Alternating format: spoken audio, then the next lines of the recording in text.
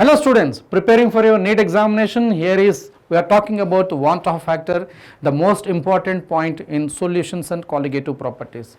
You learn solutions and colligative properties. These colligative properties helps us to determine the molecular mass of the given solute by using various colligative properties. But due to association or dissociation of the solute, we are calculating the molecular weight which is abnormal. To avoid that abnormality, a correction factor is required, that is your colligative properties, Van't Hoff factor. So what is actually Van't Hoff factor? Van't Hoff factor is the ratio of the number of particles that is present to the total number of solute particles that is dissolved. So if the solution is getting associated, its Van't Hoff factor is greater than 1. If the solution is dissociated, the Van't Hoff factor is greater than 1, and the solution is associated, the Van't Hoff factor is less than 1, and there is no solution dissociate or associate, Van't Hoff factor is always equal to 1. This I want to say, Van't Hoff factor is the ratio of observed colligative property upon calculated colligative property. So the association and dissociation may be complete or incomplete. So we can say various formula sheet that I can give you to calculate the Van't Hoff factor. It is I is equal to Van't Hoff factor, I is equal to the total number of moles of the particles after association or dissociation upon the total number of solute particles that is dissolved. And also when apply this colligative properties, the factor can be expressed in terms of I, observed colligative property upon the calculated colligative property. And also I can be a normal molecular mass upon abnormal molecular mass, and the colligative property inversely proportional to the molecular mass. And you can say the degree of ionization.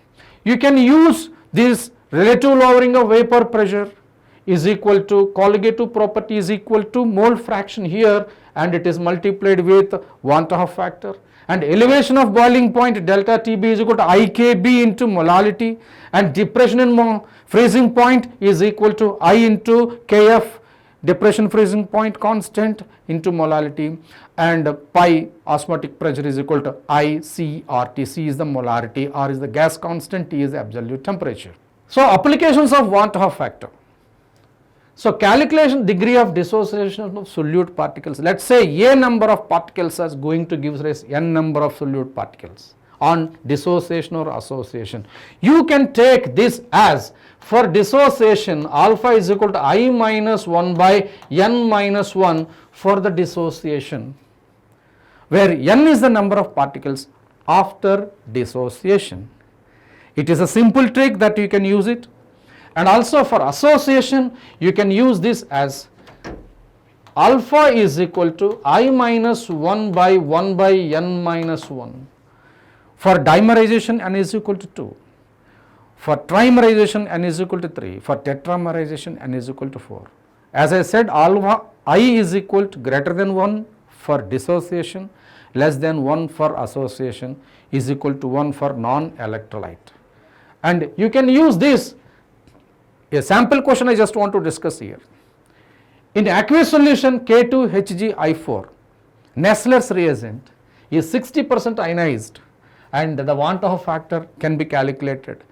So Van't Hoff factor can be calculated easily, and this K2HgI4 is such a reagent, it ionizes to gives rise 2K plus HgI4 2 minus, so that I value is equal to 1 plus alpha of n minus 1. Putting this n value is going to be 3 over here, so you are going to get I value is going to be 2.2. So if it is 60% ionized, it is 2.2. If it is 100% ionized, it is going to be 3. So directly you can calculate the number of ions in the product side and you can get it. So this kind of calculations are very important, and it is meticulous to calculate in the NEET examination. And hope you like this session. Please share with your friends and subscribe to Infinity Line NEET YouTube channel. Thank you.